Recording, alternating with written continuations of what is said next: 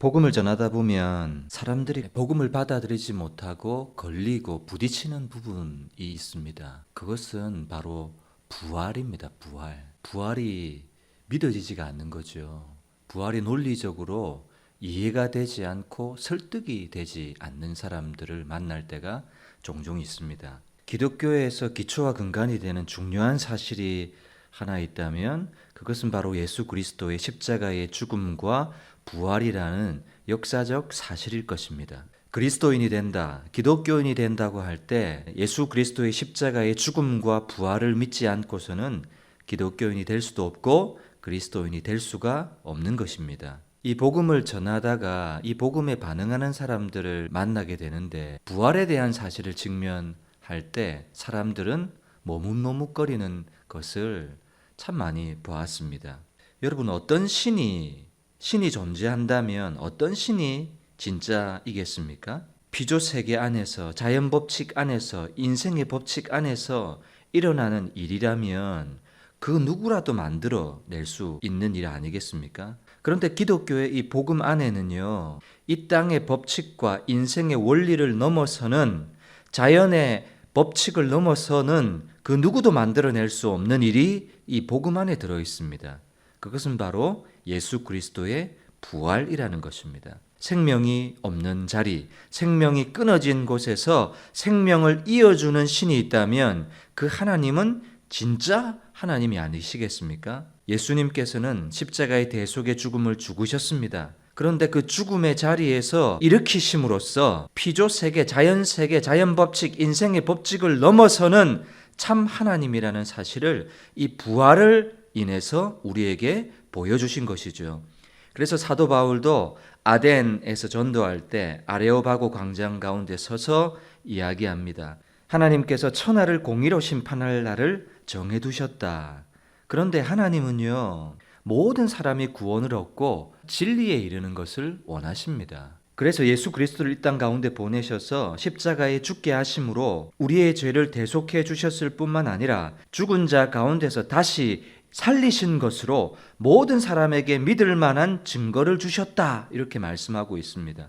예수님을 믿을 수 있는 가장 강력하고 위대한 증거가 있다면 하나님께서 예수 그리스도를 죽은 자 가운데서 다시 살리셨다, 부활하셨다. 그것은 진짜 하나님, 참 하나님만 하실 수 있는 자연 법칙을 넘어서는, 인생의 원리를 넘어서는 가장 위대한 증거다라고 성경은 말하고 있는 것입니다. 아덴에서는 어떤 사람들이 있었는가 하면 에피쿠로스 철학자들, 스토아 철학자들이 있었습니다. 여러분, 철학이라고 하는 것은 논리와 설득력이 가장 중요한 것이죠. 그런데 사도 바울이 그 논리에, 철학 사상의 설득력 앞에 서서 증거를 내밀고 있습니다. 하나님이 예수 그리스도를 죽은 자 가운데서 다시 일으키셨다라는 사실인 것이죠.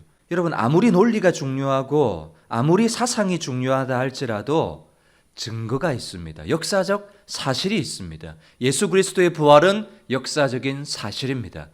그리고 그 어떤 논리와 철학과 사상이 아니라 분명하게 하나님이 죽은 자 가운데서 예수 그리스도를 일으킨 것으로 모든 사람에게 믿을 만한 증거를 주셨다라고 성경은 말씀하고 있는 것이죠. 여러분, 복음은 예수님의 제자들이나 사도 바울이 지어낸 이야기가 아닙니다. 사도 바울이 성경을 연구하면서 개인적인 탐구의 결과물이 아니라는 것입니다.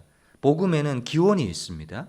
그것은 바로 성경입니다. 하나님께서 예수님을 이 땅에 보내시기 위해서 오래전에 성경에 약속하셨다라고 말씀하고 있습니다. 그래서 고린도전서 15장에는 성경대로 그리스도께서 우리를 위하여 죽으시고 성경대로 사흘 만에 죽은 자 가운데서 다시 살아나셨다라는 사실을 언급하고 있습니다. 그래서 예수 믿지 않는 사람들을 만나서 하나님의 사랑과 십자가의 구속의 은혜, 그리고 부활하셨다라는 사실을 전하다 보면 아덴의 사람들이 사도 바울의 죽은 자의 부활에 대한 복음을 듣고 어떤 반응을 보입니까?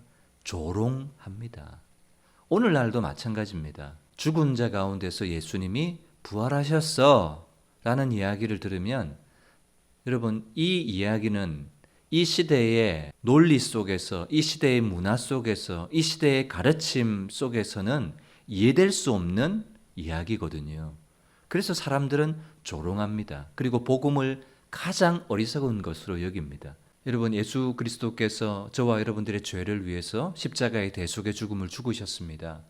그리고 사흘 만에 사망 권세를 깨뜨리시고 죽음의 자리에서 다시 부활하셨습니다. 이 사실을 믿고 영접할 때 하나님의 자녀가 되는 특권, 권세가 우리에게 주어진다라고 성경은 말씀하고 있습니다. 누구든지 주의 이름을 부르는 자는 구원을 얻으리라. 여러분, 예수님의 이름은 어떤 이름입니까? 사망 권세를 깨뜨리고 부활하신 이름이 예수님이십니다. 그래서 예수 이름 앞에는 능력이 있고 권세가 있는 것이죠. 인간에게 가장 큰 두려움이 있다면 아마 죽음일 것입니다.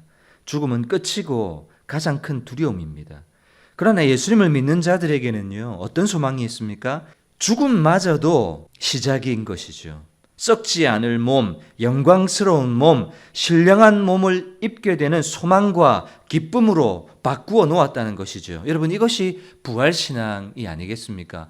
부활신앙이 가져다주는 가장 큰 축복이라고 하는 것은 인간에게 절망이고 끝이고 가장 큰 두려움이라는 이 죽음을 썩지 않을 몸을 입고 영광스러운 몸을 입고 신령한 몸으로 변화되게 되는 소망으로 바꾸어 놓았다는 사실이 있습니다. 그래서 예수님의 제자들과 사도 바울이 전하고 믿었던 것은 그리스도께서 우리 죄를 위하여 죽으셨다는 것과 장사 지낸 바 되셨다가 사흘 만에 다시 살아나셨다는 것, 그 사실만을 목숨 걸고 전했던 것입니다. 만일 여러분 이것이요 거짓이거나 칼 마르크스의 주장처럼 복음이 민중의 아편에 불과하다면 이 시대의 목사, 선교사, 교회는 몽땅 헛것이고 믿음도 거짓이 되고 말 것입니다.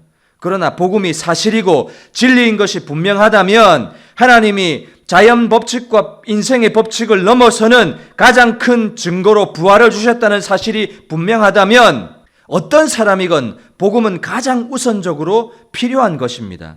복음은 믿어지면 믿고 안 믿어지면 안 믿고의 문제가 아닙니다. 증거는 이미 성경을 통해서 우리에게 주어졌습니다. 충분합니다. 이제는 논리적으로 이해가 되고 납득이 되고 믿어지면 믿겠다, 그것이 아니라 성경의 증거 앞에 내가 결단할 것인가 결단하지 않을 것인가 라는 문제인 것이죠.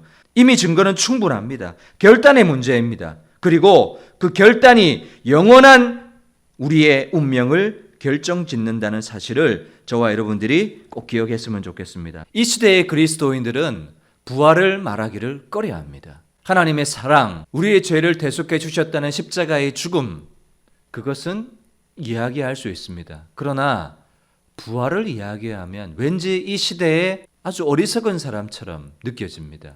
여러분, 사도 바울은 복음을 부끄러워하지 않았습니다. 내가 복음을 부끄러워하지 아니하노니 이 복음은 모든 믿는 자에게 구원을 주시는 하나님의 능력이 됨이라. 저와 여러분들이 이 십자가와 부활을 전할 뿐만 아니라 부활 신앙이 가져다주는 능력을 우리의 삶 가운데 누릴 수 있기를 주님의 이름으로 축복합니다. 부활을 부끄러워하지 마십시오. 부활을 의심하지도 마십시오.